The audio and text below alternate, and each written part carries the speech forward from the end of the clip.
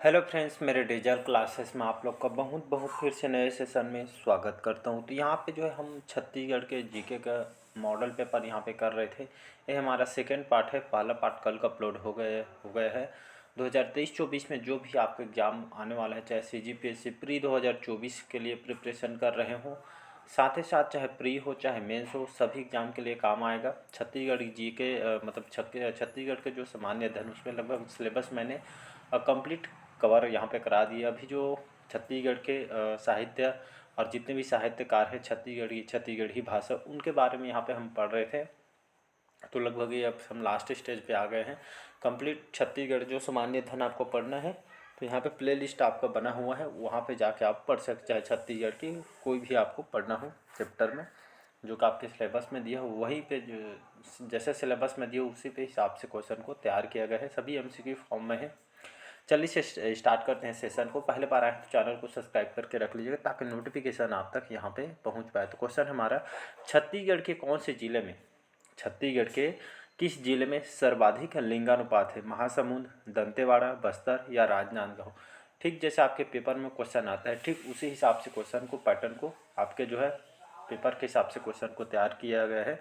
तो एक जितना ज़्यादा हो सके MCQ मॉक टेस्ट लगाइएगा, आपको जो है एकदम जो आपको जो तैयारी और एकदम बेटर हो जाएगा। तो जितना ज़्यादा MCQ मॉक टेस्ट देंगे उतना ज़्यादा आपको बेटर करते जाएंगे। इसलिए आपको एग्ज़ाम आने वाले हैं, पढ़ने के साथ साथ आपको MCQ और टेस्ट सीरीज यहाँ पे लगाना बहुत ज़रूरी हो जाता है। तो यहाँ पे छत्तीसगढ़ के कौन से जिले में सर्वाधिक लिंगानुपात है, यहाँ पे जनगणना का क्वेश्चन है, मिक्स क्वेश्चन इसमें लिया। तो इसका जो करेक्ट आंसर हो जाएगा यहाँ पे डी ऑप्शन करेक्ट आंसर हो जाएगा। याद रखिए, छत्तीसगढ़ के कौन से जिले में सर्वाधिक लिंगानुपात है, तो आपके राजनांदगांव में सबसे ज़्यादा यहाँ पे इस जिले में सर्वाधिक लिंगानुपात है। लिंगानुपात यहाँ पे होता क्या है, मतलब जो प्रत्येक हज़ार, याद रखिएगा, लिंगानुपात जिसको हम सेक्स रेशियो बोलते हैं इसको हम। तो लिंगानुपात प्रत्येक 1000 पुरुषों के जो पीछे अनुपात में जितनी भी महिलाओं की संख्या को यहाँ पे लिंगानुपात कहते हैं। तो इसको याद रखिए। 2011 के जनगणना को साथ देखेंगे, छत्तीसगढ़ के लिंगानुपात कितना है? 991 छत्तीसगढ़ का लिंगानुपात है। तो इसको याद रखिएगा 2011 के अनुसार। और 2001 में कितना था? तो आपका 989 था। कंप्लीट आपको जनगणना पढ़ना चाहते हैं तो यहाँ पे जो है प्ले लिस्ट बना हुआ, तो यहाँ पे जनगणना पूरा 9 पार्ट में पढ़ाया हो, तो यहाँ पे पढ़ सकते हैं आप। तो यहाँ पे 2011 में कितना है? तो 991 है। और 989 आपका 2001 में है। तो कहीं से भी क्वेश्चन उठा कर पूछ सकते हैं, तो इसको याद रखिएगा। सबसे ज़्यादा राजनांदगांव में है, सर्वाधिक लिंगानुपात है। कितना लिंगानुपात है? तो 1015। याद रखिए, 1015 यहाँ का लिंगानुपात है। सर्वाधिक लिंगानुपात सबसे ज़्यादा आपका राजनांदगांव में है। तो इसको याद रखिए। न्यूनतम कहाँ है? तो कोरिया में है, 968 यहाँ पे कोरिया में है। तो इसको याद रखिएगा। अगला क्वेश्चन, तो जनगणना में ये क्वेश्चन यहाँ पे आया हुआ है। तो यहाँ पे एक चीज़ मिस्टेक हो गया है मेरे से, यहाँ पे ये आपका बस्तर है, याद रखिएगा। तो बस्तर में सबसे ज़्यादा सर्वाधिक लिंगानुपात है। राजनांदगांव में मतलब जल्दीबाजी के चक्कर में यहाँ पे वो मतलब मिस्टेक हो गया था, दिमाग में अलग ही चलता रहता है। तो यहाँ पे जो बस्तर है, यहाँ पे सबसे ज़्यादा सर्वाधिक लिंगानुपात है। सबसे जो कम आपका कोरिया में है। तो इसको याद रख, बस्तर में जो है आपका 1023 है। और आपका जो है कोरिया में सबसे कम 968 यहाँ पे कोरिया हुआ है। 968 कोरिया का है। सबसे ज़्यादा आपका बस्तर का 1023। इसको याद रखें। राजनांदगांव है, यहाँ पे दिमाग कुछ और चल रहा था। तो इसका सी ऑप्शन यहाँ पे करेक्ट आंसर हो जाएगा। उसके लिए मैं क्षमा चाहता हूँ, आगे से ध्यान रखूँगा मैं। नेक्स्ट क्वेश्चन देखते हैं। अगला क्वेश्चन देखते हैं, निम्नलिखित में से किसे मुख्य खनिज के अंतर्गत वर्गीकृत नहीं किया जाता है? मेल्डिंग सैंड को, डोलोमाइट को, टिन अयस्क को या आपके बॉक्साइट को।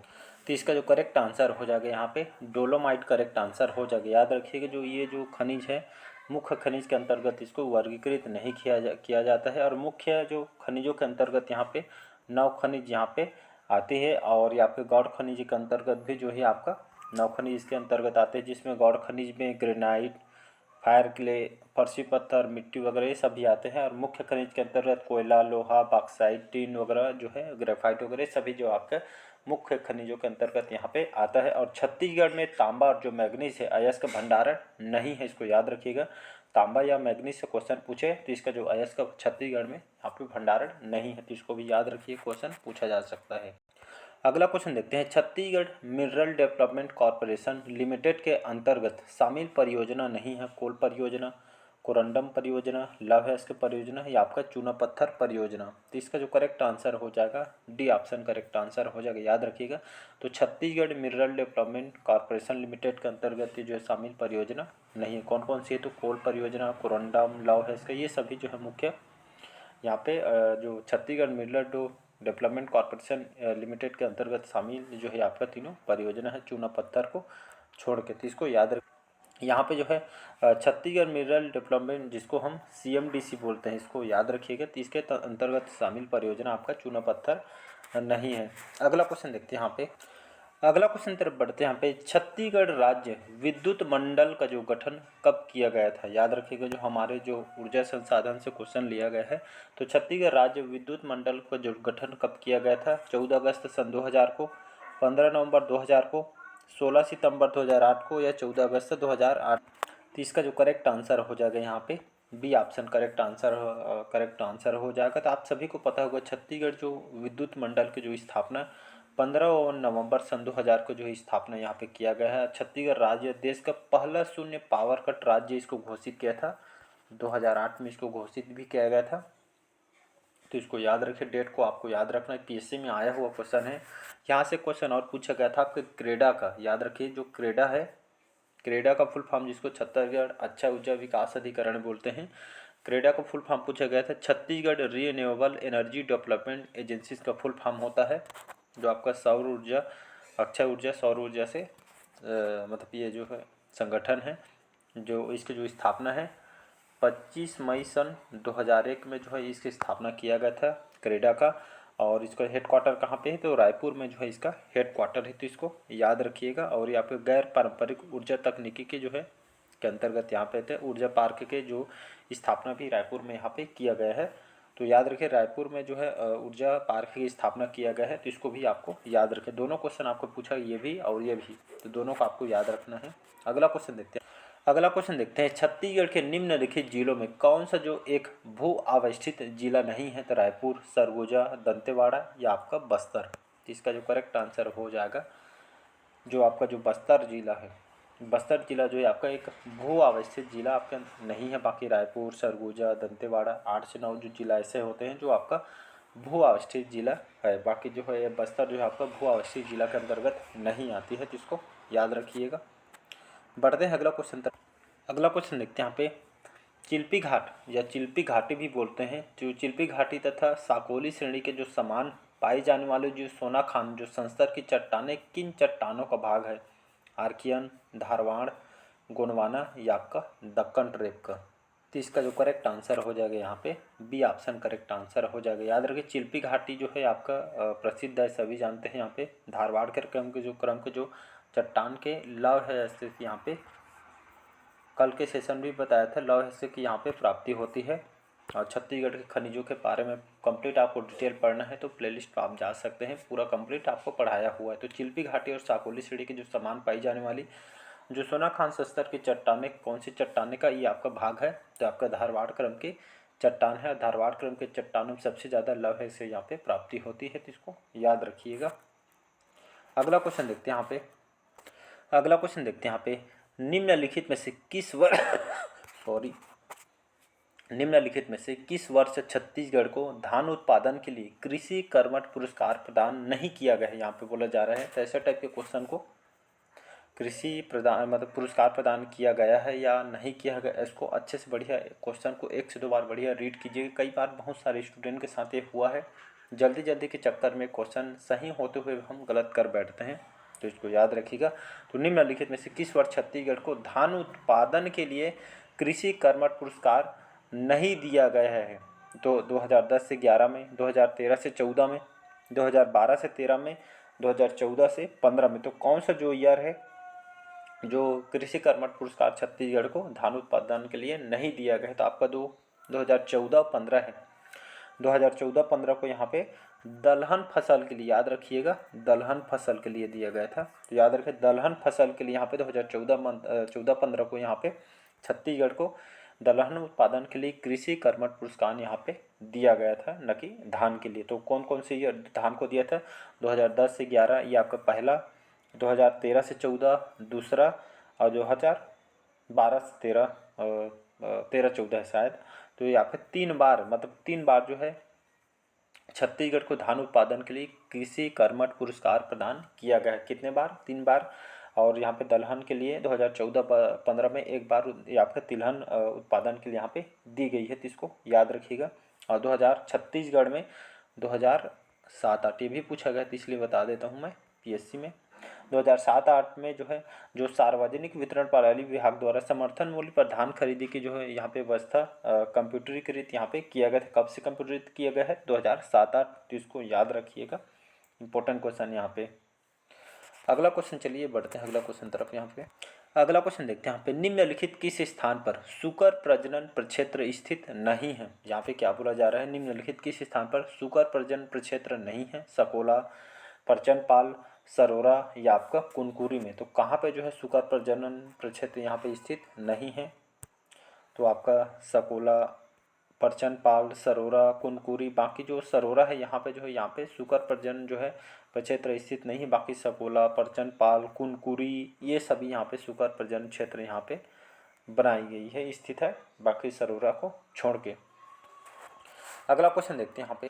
अगला क्वेश्चन देखते हैं यहाँ पे, भिलाई स्टील प्लांट, बीएसपी बोलते हैं जिसको, तो भिलाई स्टील जो प्लांट है किस देश के सहयोग से निर्माण किया गया है या निर्मित किया गया है? अमेरिका, रूस, हंगरी या आपका कनाडा। तो इसका जो करेक्ट आंसर हो जाएगा, याद रखिएगा, तो रूस की सहायता से भिलाई जो स्टील प्लांट है, जो किस देश के सहयोग से इसका निर्माण किया गया है? रूस और हमारे जो भारत है, मतलब यहाँ पे अच्छी मित्रता है, आज भी है। व्लादिमीर पुतिन जो कि यहाँ के राष्ट्रपति हैं वर्तमान में भी, यहाँ पे रूस और भारत की मित्रता के जो प्रतीक चिन्ह आप देखे होंगे, मैत्री बाग कहाँ पे है? आपके भिलाई में मैत्री बाग गए होंगे घूमने, उसका प्रतीक चिन्ह है वहाँ पे बनाया गया है। तो रूस के सहयोग से भिलाई स्टील प्लांट को जो है सहयोग से निर्माण किया गया है। कौन से सन में जो है स्थापना किया था? 1955 में जो है भिलाई स्टील प्लांट की जो है भिलाई दुर्ग में इसकी स्थापना किया गया है। यहाँ से जो है आप, अगर मैं बात करूँ यहाँ पे कौन से पंचवर्षीय योजना पूछा गया है, कौन से पंचवर्षीय योजना बना है? तो आपका द्वितीय पंचवर्षीय योजना में यहाँ पे 1956 से 61 के बीच यहाँ पे जो इस उद्योग को बनाया गया था, भिलाई इस्पात संयंत्र को। और यहाँ से लौह जो कच्चे माल की आपूर्ति कहाँ से की जाती है? तो लायस्क जो रावघाट कांकेर से, और कोयला के लिए कोरबा, और जो है आपका पानी से जो आपका धमतरी रविशंकर जलाशय से, और यहाँ पे इस तरह के यहाँ पे जो है आपका प्राप्त होती है, तो इसको याद रखिएगा। तो इसका बी ऑप्शन करेक्ट आंसर हो जाएगा। अगला क्वेश्चन तरफ बढ़ते हैं हम। अगला क्वेश्चन तरफ बढ़ते हैं, यह घोड़ा अच्छा है इस वाक्य में क्या है? संज्ञा, सर्वनाम, विशेषण या सार्वनामिक विशेषण है। तो इसका जो करेक्ट आंसर हो जाएगा, याद रखिएगा, यह घोड़ा अच्छा इस वाक्य में क्या है? तो ये आपका सर्वनाम छिपा हुआ है, तो इसको याद रखिए, बहुत बार क्वेश्चन रिपीट हुआ है। अगला क्वेश्चन तरफ बढ़ते हैं। अगला क्वेश्चन देखते हैं, संबंधवाचक सर्वनाम बताएं। तो कौन सा जो यहाँ पे जो शब्द है जो आपका संबंधवाचक सर्वनाम है? तो आपका कोई, कौन, जो या वह। तो इसका जो करेक्ट आंसर हो जाएगा सी ऑप्शन करेक्ट आंसर। ये जो है आपका संबंधवाचक सर्वनाम है, जो यहाँ प्रदर्शित करता है आपका संबंधवाचक सर्वनाम है। अगला क्वेश्चन बढ़ते हैं, सातवाहन नरेशों का काष्ठ स्तंभ लेख बिलासपुर जिले के किस स्थान से प्राप्त हुआ है? सूर्यनारायण, किरारी, मल्हार या सीपत से। तो इसका जो करेक्ट आंसर हो जाएगा किरारी, इसका करेक्ट आंसर हो जाएगा। तो सातवाहन नरेशों का जो काष्ठ स्तंभ जो लेख है बिलासपुर के कौन से जिले से प्राप्त हुआ है? तो किरारी से प्राप्त हुआ है। किरारी जो है अभी वर्तमान में जांजगीर चांपा, याद रखें, जांजगीर चांपा के अंतर्गत आती है। तो यहीं से यहाँ पे 1921 में 1921 में यहाँ पे जो सातवाहन कालीन काष्ठ स्तंभ से प्राप्त यहाँ से स्तंभ लेख यहाँ से जानकारी होती है, तो इसको याद रखिएगा, बी ऑप्शन करेक्ट आंसर हो जाएगा। अगला क्वेश्चन देखते हैं यहाँ पे। अगला क्वेश्चन देखते हैं, राजा तुष्टिकर, जो राजा तुष्टिकर हैं छत्तीसगढ़ की किस राजवंश से संबंधित है? मेघवंश, राजर्षि तुल्य कुलवंश, पर्वत द्वारक वंश या आपका सोमवंश। इसका सी ऑप्शन करेक्ट आंसर हो जाएगा। याद रखिए, राजा तुष्टिकर है छत्तीसगढ़ के पर्वत द्वारक वंश के जो है शासक हैं। पर्वत द्वारक वंश अगर मैं बात करूँ छत्तीसगढ़ में कौन से क्षेत्र में आपका फैला हुआ था पर्वत द्वारक वंश? तो ये आपका देवभोग मतलब ये आपका गरियाबंद, याद रखिएगा, गरियाबंद में जो यहाँ पे जो पर्वत द्वारक वंश के इनका मतलब फैलाव था, ये राज साम्राज्य। और राजा तुष्टिकर जो कि ताम्रपत्र से यहाँ पे इस स्रोत से यहाँ की जानकारी होती है। इस वंश के जो शासक स्तंभेश्वरी देवी के उपासक थे, तो इसको याद रखिएगा। इंपॉर्टेंट क्वेश्चन यहाँ पे। और जो इसमें जो शासक अगर बात करूँ यहाँ पे, तो जो सोमन्य राज है इन्होंने देवभोग को दान में दिया गया था। और जो तुष्टिकर, ये लगभग एक दो इसमें शासक हैं, छोटी से साम्राज्य है तो ज़्यादा बड़ा नहीं है। तो पर्वत द्वारक वंश जो कि आपका राजा तुष्टिकर इसी वंश से संबंधित है। देवभोग गरियाबंद में इनका शासन इन लोग करते थे। तो कैसा लगा आज के सेशन, कमेंट करके ज़रूर बताइएगा। जितना हो सके एमसीक्यू मॉक टेस्ट लगाइएगा, जितना ज़्यादा आप क्वेश्चन करेंगे उतना ज़्यादा आप बेटर होते जाएंगे। साथ ही साथ रिवाइज भी करते चलिएगा। डेली रिवाइज नहीं कर सकते, कम से कम सैटरडे या संडे को एक दिन बढ़िए जितना आप पढ़ें उसको रिवाइज कीजिए। रिवाइज बहुत ही ज़्यादा इंपॉर्टेंट रोल निभाता है, तो इसको याद रखिएगा। तो चलिए आज के सेशन कैसे लगा कमेंट करके ज़रूर बताइए। एक क्वेश्चन आज के आपके लिए पूछता हूँ मैं यहाँ पे।